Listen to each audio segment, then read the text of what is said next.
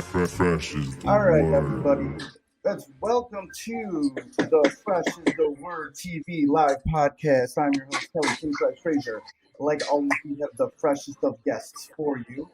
And who we have joining us is the GFM. It's a three-piece metal band of teenage sisters. They just dropped their newest single, Frame in the Perception, from their upcoming EP coming out May 27th. And they're currently on tour with Chris Jericho's band Fozzy. How you doing today? We're doing good. We actually are on an off day today. We were supposed to have a show, but it got postponed at the last minute. So we have an extra off day today, and then we have a few of our own one-off shows, and then we meet back up with Fozzy. We're heading out to the West Coast. That's what's up. That's what. Yeah, I'm actually going to the AEW show tonight here in Pittsburgh. Yeah, we love all the AEW stuff. We actually just got into it right before this tour, and we got the call from Chris, so we were just like, oh my goodness, it's so cool. How's it been touring with Fozzy and being around Chris Jericho? How's it been touring with Fozzy? He is so genuine, and it's not just Chris; it's Rich, PJ, Billy, all Brooks. Of them. Even Avery, the manager. Yeah, they help us not just with the music side of things, but also with the business side of things. They're giving us a bunch of pointers and insider information, and so we're just super grateful for everything that they're helping us with. Yeah, I was at the Fozzy show in Michigan, but I missed you guys because I couldn't get there in time. I wish I could have seen you guys perform. Yeah, a lot of people they're saying that they were coming for Fozzy, but then they caught our set and they're like, oh my goodness. And so now they're telling all their friends not to miss out on GFM. So hopefully we'll be able to come back and you can catch us next time. Oh yeah, definitely. How's it feel to be able to do that? Be in an opening act on this tour, but after you guys are done performing, have people talk about you guys and recommend that you get there to watch you guys. It's like we're speechless almost. We are just so grateful for people listening to us and hearing our passion, our music, and our truth, and just people wanting to come and talk to us. So it's just been so different. This is our first time being playing at main cities and also new states. We've never been able to play Delaware, Maine, a lot of the Northeast top states. So yeah, we're just so blown away from all the response. Yeah, it was I did see you at the merch table later on, and taking pictures of everybody. How fun is that to just interact with all these new fans? It's funny to hear their responses because we understand we wear super girly stuff, we love pink, we love glitter, and when they watch us play, it's definitely almost a full 180. Yeah, because we love being really in your face and super loud and super energetic and fun, and it's just funny to hear their responses when they come back. So I didn't know what to expect. Sometimes people are well, I'm gonna be honest, I did not think this was gonna be good, and then I watch you guys and it's just so much fun. So it's really funny. Yeah, it's definitely there's just so many fun conversations that happen at the table. Right. How did your all sisters and how did you just get into wanting to do metal? So we were playing. What was the first thing you would say we played? Hard rock. Hard rock, yeah. And then in 2014, we went to a festival called Rockville in Jacksonville, Florida. That moved to Daytona now, but it was mainly in Jacksonville. And Maggie, because I went home early, me and Lulu went home early because it was super hot. But Maggie listened to bands like Bring the Horizon, Ask Alexandria, Mastodon, and she was like, I cannot believe this. This is amazing. And so she introduced us to those bands. And then also she came across Flyleaf with Lacey Sturm. So Lacey is the reason that Maggie screams. And it was really cool. In 2000, I want to say 18 or 19. And then we've played with her a good 3-4 times now. And but it was really full circle to be able to like actually perform with her and then meet her for the first time. And then she calls us her like little sisters, but it's funny because she's so short, and so I feel like we're her big sisters because we're taller than her. But she is super sweet. It's just that her like whole team. We were really good friends with her drummer. Oh my, why am I blanking? Christina? I can't remember. But we met with her at Uprise, and everyone is just so genuine. So it's just so weird that like your idols that you look up to in like the music industry, and you're playing with them, and you can call them friends. And then especially with like Chris and everyone on that team. So yeah, it's been pretty crazy. What do you think it is about the band that it was able to gravitate to these people that you looked up as idols, and now you're friends with them? What do you think contributed to that? What do you guys try to do when you're making your music, performing, just the image of everything? Why do you feel like it gravitated toward these people that you once looked up to? I think it definitely took just a lot of hard work, and we had to put in the time and like earn that respect. And that's something we were told just the entire time when we were creating our first album, and then the next project and everything. Everybody we were talking to was like just motivating us to continue and to keep going, like putting the work in and keep pushing as hard as we could, because you have to put in your time, you have to put in the effort before people will actually take a second and like really kind of respect your work. Because if you're like the new kid on the block and you don't have any like experience under your wing, like there's no substance to hold on to gravitate to. And so once you have that experience and people can trust that you're here to stay, your band is here to stay, and you're not these prima donnas that come on stage and they don't fit and everything. I think also being genuine too, because even with all this and all the opportunities that we've had and being able to play in front of a lot of people, being sponsored and all this different type of stuff, I think that you have to stay humble, because a lot of people will start getting into these, well, I deserve more, or I deserve this, and this. And we're just grateful to be able to play a lot of this stuff and have these opportunities. And I think it catches up on you. So we had to have this conversation with each other, with us three sisters, and just be like, hey, we need to check each other when we get into these attitudes, or we get into these late nights, because it does wear and tear on you. It's not this easy lifestyle that you get to play in front of a lot of people and then you get a bunch of money and then you're just living the lifestyle. Like, no, it's definitely hard work. It takes in wear and tears on your mental health and your physical health. But we had to sit with each other and be like, hey, I know that we're sisters, and sometimes we don't want to tell each other what to do, and we don't want to take that criticism, but we have to be able to be humble with each other and not let our heads get too big.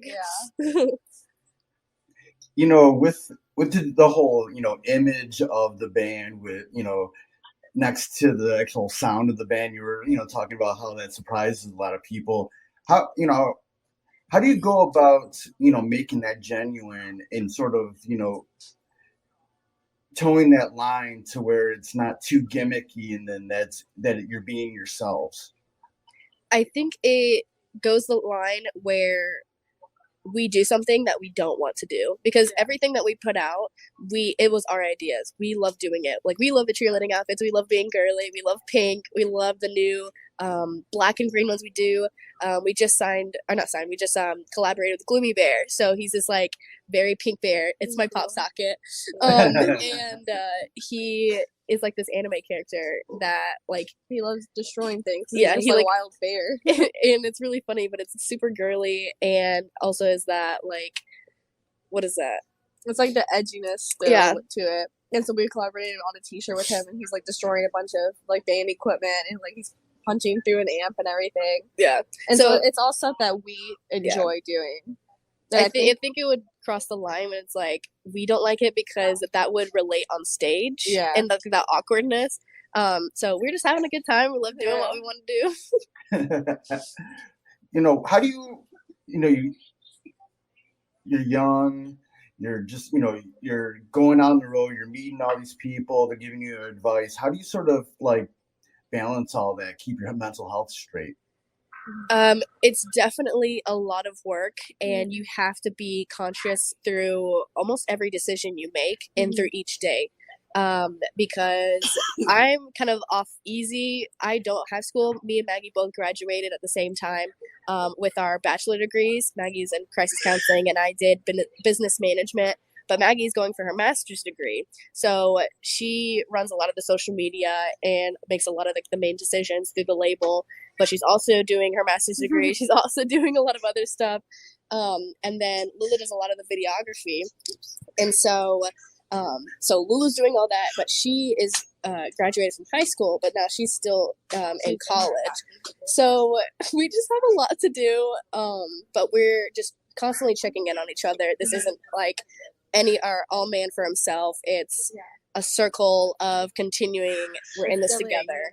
And I think if we didn't have that unit, it would crumble fast. Yeah, it took a really big toll on us. And because we are so strong together now as like a 3-person unit, and then also with our whole crew as well. But since we have learned such good communication skills with us 3, we're able to really see when somebody is struggling and have those tough conversations and be like, listen, we need to figure out what's going on here so we can reevaluate and get our camp back in order. And we pick up the pace when someone needs to rest more, and we're like, okay, it's okay for you to sit this out. Let's take up the extra space for it, and then we'll kind of get you back into the cycle once you are at 100%. Because we know we take on a lot. We know we do. We're doing everything in like 2 times instead of regular. So it's definitely communication and looking out for each other is key. How do you balance this world where you're in the music industry, but then also, going to school, have this other, the other part of your life where you're preparing, to just learn other things, and you'll have backups if the music thing doesn't, work out in the long run. How do you balance all that? I think it's just something that we grew up doing because we did start doing music at such a young age. Yeah. And so we were just constantly always doing school and music at the same time. And so it kind of feels weird when we're not. But our parents have always been big proponents of having like a backup plan. And so we constantly are having 2 or 3 things going at the same time. And, whether that's learning how to record our own music, learning how to film our own videos, or going to school and stuff like that. We always are trying to broaden our knowledge of how to do different things just so we can be used in different areas if something like music doesn't end up working out for us. Especially because when COVID happened, a lot of people weren't able to continue on. And so we took that opportunity to learn how to do stuff like recording music and everything, and just add more things for us to learn how to do since we had time off from performing. Yeah. What's, when you're going through all of this, what sort of like, do you ever get the allure of the music industry like stuck in your head of of all the possibilities there, and does it have you ever wavered from the schooling and the real life, and how do you sort of get everything balanced again?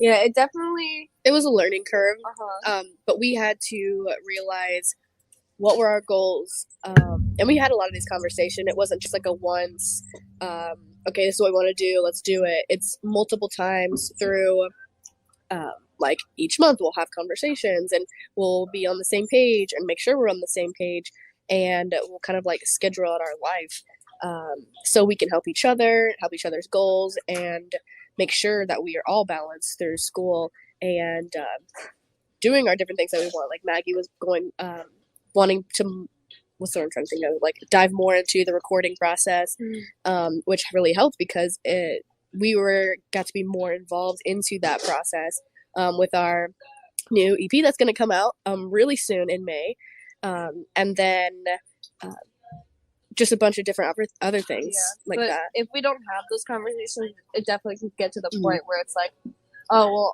I don't even want to continue doing my school since it's more fun to play music and there's so much more like free time if we're just doing that. So why would I continue doing school? But our parents have been such big proponents of having a backup plan. Yeah. And our dad is such a big supporter, but at the same time, his deal was if we did school, then he would support us. And so in order for us to have that backup plan guaranteed, that was his deal. And so it's just something that our parents helped us keep our head in the right space, so we didn't just end up like giving away a bunch of that. Yeah. Just because music isn't something that is guaranteed, and I think that was something we really saw when COVID hit, and since stuff like that can happen at a moment's notice, you can't really plan for that stuff, and so it's good to have a backup plan. And I feel like we're really big like follow throughers, where we don't just start something and then stop it. We like to put our full hearts into it. So even though we're like adding little things into more of our like under our belt, it doesn't cloud us. Yeah. Okay, let's talk more about the EP coming out. It's Framing My Perception, coming out on Rockfest Records on May 27th. What did going into this EP, what did you want to accomplish? What do you feel like you were able to succeed with on this EP? We definitely wanted to take just kind of a more personal and raw approach to things. Because we did want to not only call out ourselves, but kind of call out a bunch of people and just in the world in general. And so we talked about topics of just toxic relationships or kind of overworking yourselves and not taking a step back. And we really had to learn how to reevaluate the way we were seeing things in life for a long time. We had a difficulty just viewing things in a negative outlet, and so in order for us to learn how to start growing from situations that we were in, we had to take a step back and reevaluate and choose to see it from a positive side of things and choose to see it from a learning point and a way to grow. And that helped us overcome a lot of difficult situations in our life. And so we wanted to write something explaining that and really tackling that, and that's what the single for Myrrh Perception is about, and that's why it is a much more mellow song, because we wanted the music to align with the message of the song and really just be about like taking a step back, taking a breather, and like calming yourself and changing the way you view like your situation, and like taking yourself out of that situation of like freaking out and realizing it's okay to reevaluate this and to just take a second to figure things out. And the whole EP kind of deals with that and deals with learning how to really change the way you approach any type of situation. Yeah, I've been aware of GFM for a few years now, and I feel like this. I've got a chance to listen to the whole EP, and I feel like it's a great step forward for the band. Musically, was there anything, what's your thoughts about this EP? Do you feel like you did anything better or anything new on this new EP? I think we really pushed ourselves in the writing process to try new things that it's not like we haven't tried, but like perfected them. And then we did try new things. Like I don't solo, but I was like, oh, I want to solo for one of these songs. Like Maggie, she was trying gutturals for the first time. And so there's some super heavy breakdowns in it. And it's just so good. I love it. And we always try to write at least one heavy song, like heavier than the last album, heavier than the last one. So there's some really cool breakdowns and some really heavy points. But the choruses, I think we really pushed ourselves as well, because we didn't want to have it to be kind of just like that monotone chorus, because we have found ourselves kind of falling into that pattern with the last few EPs. And so we really wanted to push ourselves in the melody aspect of things. And so we were able to write these big choruses, which is something that we haven't done before. So it's really cool to see even the songs that are super heavy just open up into these massive like singing choruses. So. And also lyric wise too, because I felt like we were getting pretty almost too basic in our lyrics, and then these I felt like they really helped us open up and just become very raw with the lyric writing. Yeah. You know, where did you find the inspiration to sort of find, you know, those new things that you wanted to try out on the new EP? You know, where do you sort of learn to like, I want to do a breakdown like this. I want to do a melody like this. I want to write more like this. Where does that sort of inspiration come from? I think with the writers that we write with, they really try to pull it out of us. Creatively wise, we'll have to get a big shout out to Blaze Rojas from 7 Day Slumber. He helped us a lot in that category because he had the chance to work with us on this new EP, and I don't know, it's like he was a family friend for a long time, but then now incorporating into the writing process, it really pulled out some really interesting factors that we never even thought of, but it's like simple changes that like I'm trying not to like give away things. It's difficult, but it's really interesting.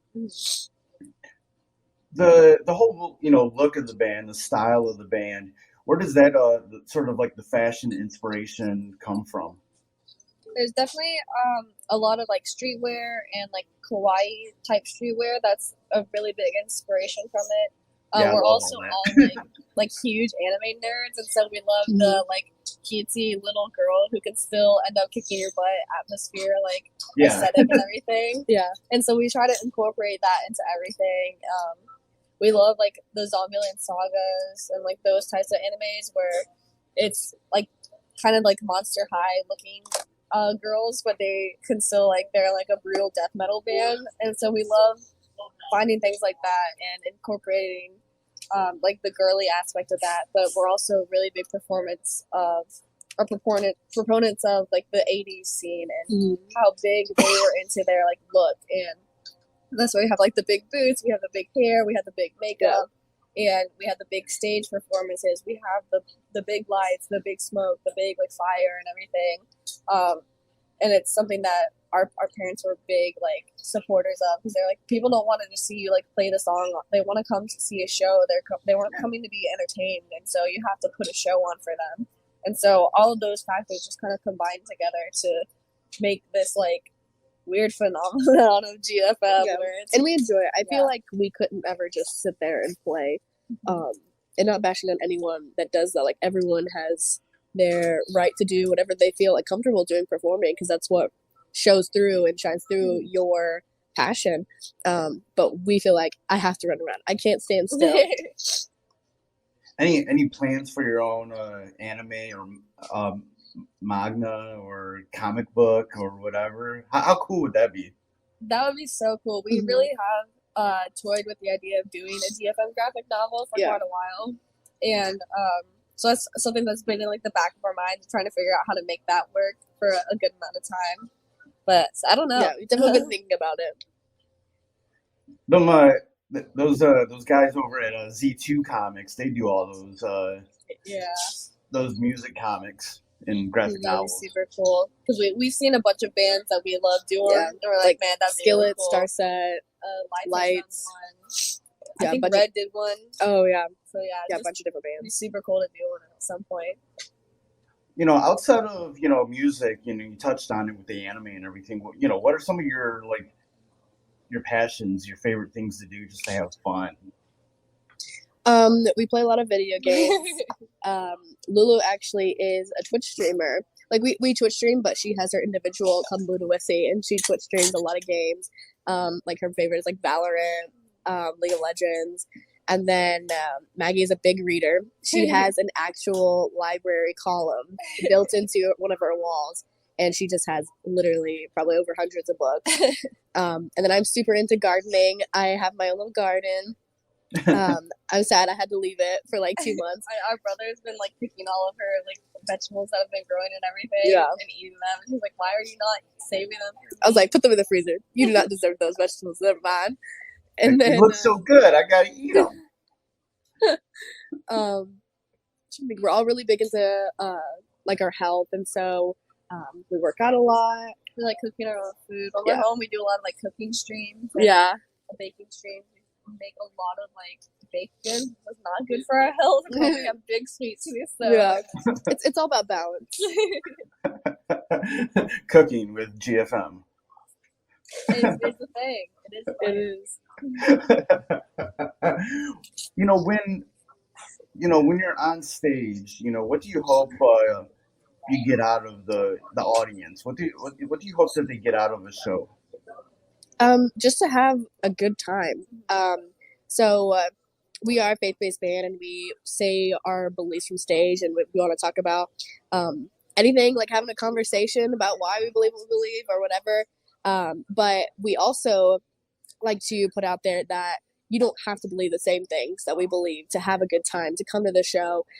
So we also promote that we want you to like lay down those worries that you have, all those burdens, a lot of the like anxiety or stress from work, from family, from an everyday life, and just come to the show and have a good time, to mosh around, release some of that energy, and jump around, become friends with other people in the crowd. That was one of the craziest things that through having Team GFM and little avenues, like we'll have our Discord and a lot of individual chats that people talk to each other. They have like been making friends with each other and driving to shows together. And they said that they would have never had friends unless they would have like invited themselves into the world of GFM who had similar interests, because they were just nervous to talk to people. So it was really cool that our music and GFM was that platform to create bonds with people. So I don't know, it's really interesting and we're really grateful, and it's just cool to see how that play out. How do you sort of toe that line of, being, a faith-based band, but not trying to be too preachy about things? Yeah, there definitely is a line to walk, and we try to make sure we're not shoving it down anybody's throat. I think the main thing is, like we were saying before, it's a conversation. And if we believe something is true, then like how selfish do you have to be to not share it? And so it's like, hey, it's like almost saying, this is my favorite movie. Like, of course I'm going to tell you what my favorite movie is and like everything about it. And then like you have every right to be like, oh, that's cool. And then you end the conversation and then we talk about something else. So we just put it out there, and then I don't know, it's just who we are. Then we're going to have a really great show. And if you don't agree with it, that's okay. Like, let's listen to some good music and rock out. That's the thing that keeps it from crossing that boundary of being overbearing, where if you don't believe in the same things we do, it's not something that's going to keep you from listening to our music. And it's not, we're not going to shun you from shows and like say you're banned for going to a GFM show. Like, our music is for everybody to listen to. And, if you don't believe in the same thing, that's totally okay. And, you might have to listen to us talk about it for like 10 minutes on stage, but then like that's it. Like, we'll move on. Not even 10 minutes. Not even 10 minutes. And because it's something we try to really like make it individual on at the merch table. And if that's something that you're not interested in, you have all the right to be like, oh, I'm not really interested in that, and then we'll move on and have a conversation about something else. And it's all about just kind of starting that conversation and feeling it out. And if people aren't comfortable with it, then we don't have to continue it. Do you feel like the discussions of faith are any different with your generation, your age group, than any other like generations before? I think people, I go back and forth, because some people I feel like are more open about it, but I think it's the approach, because obviously some people are really rude, and so like I wouldn't even want to have a conversation with someone about the same things I believe if you're just gonna yell at me or just disagree with me constantly and not even let me speak. So I think it goes for any generation that if you're just genuine, and then people want to talk about it with you. But the conversations that we've had, we've been very blessed to have like really great conversations with people, especially on this tour. And like with any generation too. With any generation. Not just like kids our age. We've talked to people our age, we've talked to people younger than us, we've talked to adults that are older than us, and they've all been just very receptive, and everyone's been respectful. Very respectful, and they've all been kind of reacting in the same way, and it's not been this like big generational gap or anything. Like it's been really cool. Yeah.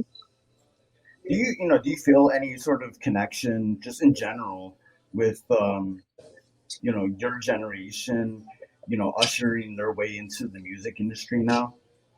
Oh, definitely. Yeah. And that's something that we had to kind of experience with when we first started, because it was difficult for people to take you seriously because you are so young and you're like getting your start in the industry, and you're just a kid and everything, and so it's hard for people to take you seriously sometimes. And so after putting in putting in the time, putting in the effort, and we're starting to see a lot more people respect us, and like towards like the Fozzy tour would open up for us and everything. And so I definitely feel for the kids that are just now getting into it, because at first it is a little difficult for people to take you seriously, which is completely understandable though, because you are a kid, and so sometimes you don't understand how things happen and things work in the industry, and so it is something that takes a little bit to learn. And I fully support people going in and learning it, but it's sometimes difficult for kids to get in there and to not have that chip on your shoulder and to be like, well, I'm the new generation, so I'm going to make a new way to do it. And when you're first starting out, you can't really do that. And so it's definitely important when you are very new to the scene and just everything to just really be open. And that's something that we learned, just being open and being available to take constructive criticism, but also taking that criticism and taking it to multiple people and getting their opinions on it as well, because a bunch of people have a bunch of different experiences in the music industry, and the more opinions and advice you can get, the more rounded that information will end up being. So I definitely feel for the people that are starting in the industry, but I definitely support it as well, because we do need more people. We need the next generation of musicians to start coming up. I think they are too. What's some of the best advice that you've gotten from some of these veterans that you've been able to interact with?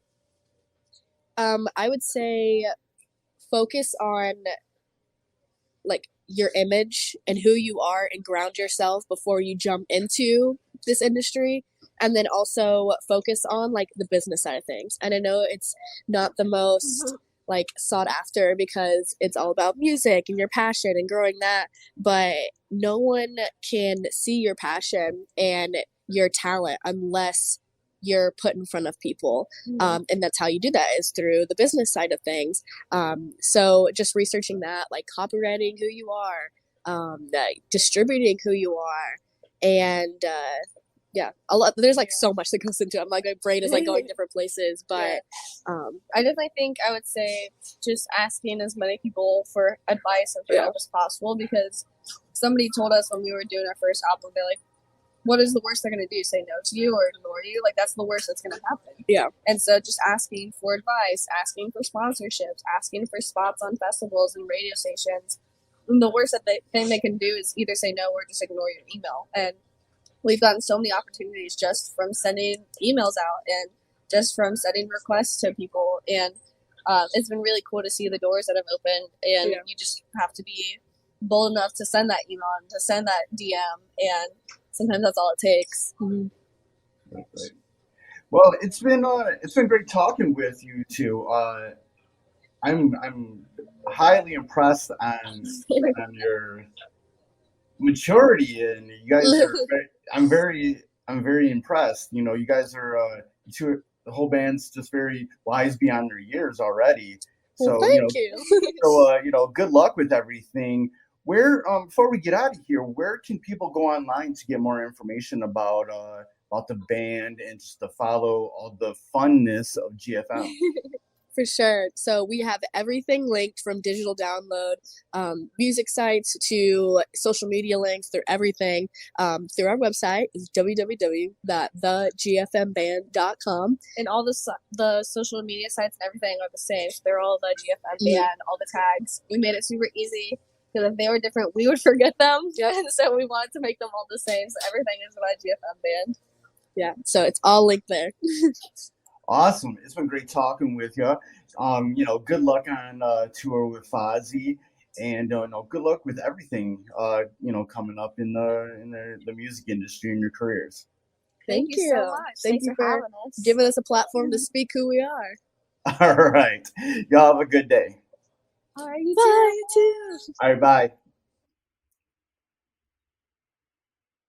All right, everybody. That was GFM on another Fresh of the Word TV live podcast.